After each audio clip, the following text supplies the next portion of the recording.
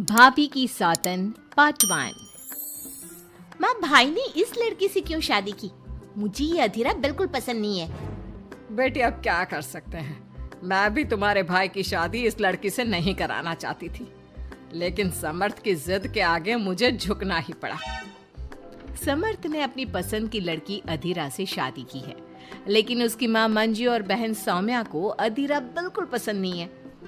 समर्थ की माँ ने तो अपने बेटे के प्यार के आगे अपना सर झुका लिया और दोनों की शादी करवा दी, लेकिन सौम्या ने अभी तक हथियार नहीं डाले थे।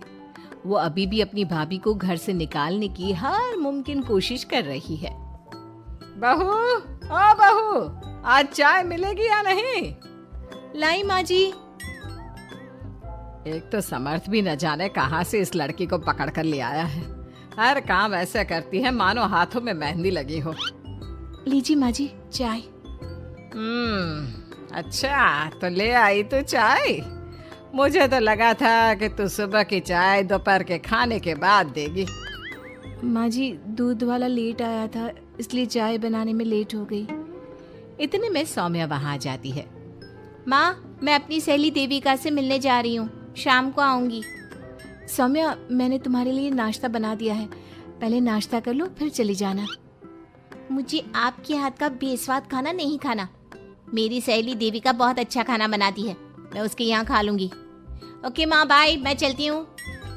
सौम्या के जाने के बाद मंजू अपनी बहू पर चिल्लाते हुए कहती है, बहू, तूने इतनी बुरी चाय बनाई है, इससे अच्छा तो तू जहर पिला देती, कम से कम वो मीठा तो होता। अगर मेरे बस में होता तो चाय की जगह जहर ही दे देती। कुछ कहा तूने? अब नहीं माँ जी, मैं दूसरी चाय बना देती हूँ। रहने दे, मैं जा रही हूँ अपनी बहन के घर, तो घर का सारा काम करके रखना, शाम तक आ जाऊंगी। और हाँ, रात के खाने में कुछ अच्छा बना लेना। मंजू अधीरा पर हुक्म चलाकर चली जाती है। अधीरा बड़बड़ाती हुई किचन में जा रही होती है कि तभी समर्थ वहाँ आ जाता है। अधीरा, नाश्ता लाओ जल्दी से, ऑफिस के लिए देर हो रही है। क्या करोगे नाश्ता करके? किसी को भी मेरे हाथ से बना खाना पसंद नहीं आता, आप भी बाहर ही कर लेना नाश्ता।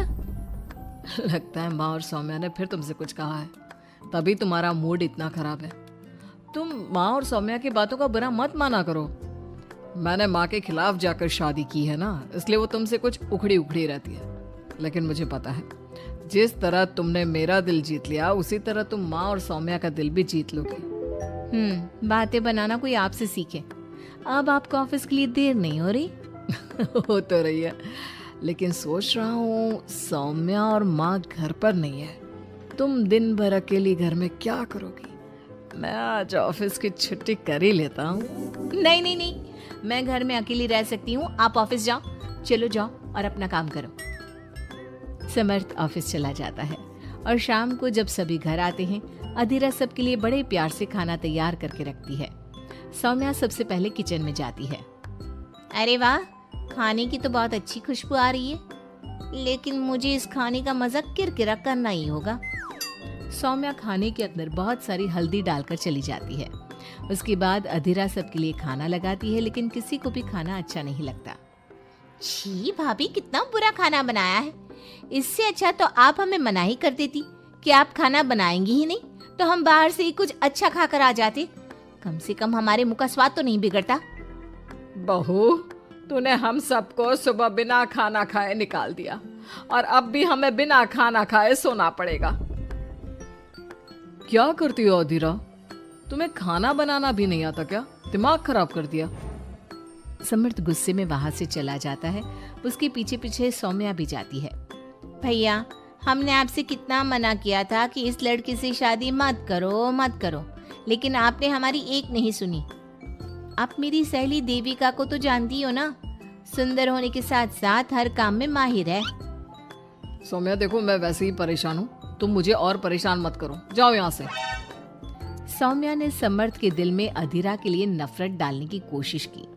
अगली सुबह अधीरा जल्दी सोकर उठी और सबके लिए नाश्ता बना लिया, लेकिन समर्थ बिना कुछ खाए ही ऑफिस के लिए निकल गया। सौम्या भी ये सब नोटिस कर रही थी।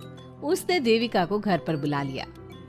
देविका, आज भैया बहुत गुस्से में है, आज तुम ऐसा खाना बनाओ कि भैया उस अधीरा की तारीफ करना भूल जाए।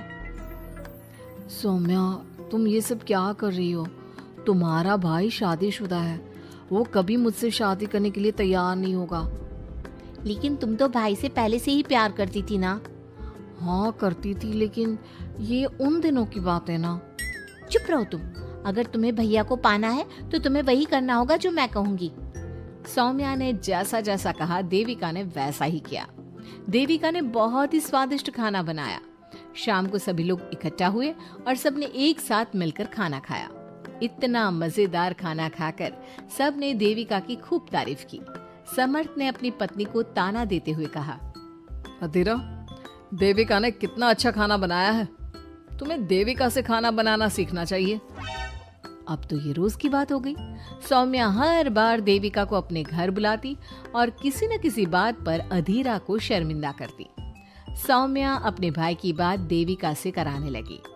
अब समर्थ भी देविका से प्यार करने लगा। सौम्या ने अपने भाई से कहा, भैया आपको देविका पसंद है ना? अरे तुम ये क्यों पूछ रही हो? क्योंकि मैं चाहती हूँ कि आप देविका से शादी कर लो। अरे सौम्या, ये मुमकिन नहीं है, क्योंकि देविका मुझसे शादी करने के लिए कभी तैयार नहीं होगी और अधीरा भी इस रिश्ते से खुश नहीं होगी। आप देविका की चिंता मत करो, उससे मैं बात कर लूंगी। आप बस अधीरा भाभी को समझा दो। सौम्या की बात सुनकर समर्थ अधीरा के पास जाता है। वो उससे अपनी और देविका की शादी की बात करता है। अधीरा, मैं देविका से शादी करना चाहता हूँ। क्या? आप शादी करोगे? लेकिन क्यों? क्योंकि मैं उससे प्यार करता हूँ। प्यार तो आप मुझसे भी करते थे। कल कोई और लड़की पसंद आ जाएगी तो तीसरी शादी कर लोगे? देखो अधीरा, तुम्हें घर में कोई पसंद नहीं करता। तुम्हारी शादी मैंने माँ के खिलाफ जाकर की थी। अब तुम मेरे और देविका के बीच में मत आओ, प्लीज। क्यों बीच में ना हो? मैं ये शादी नहीं होने दूंगी, आप चाहे कुछ भी कहो। अधीरा के लाख विरोध के बावजूद भी सौम्या और मंजू ने समर्थ की शादी देविका से करवा दी। आखिरकार सौम्या अपनी भाभी की सौतन ले ही आई। शादी के बाद देविका ने घर में आते ही घर वालों के साथ कैसा सलूक किया और अधीरा के साथ क्या हुआ, ये सब जानने के लिए इंतजार कीजिए हमारे अगले एपिसोड का।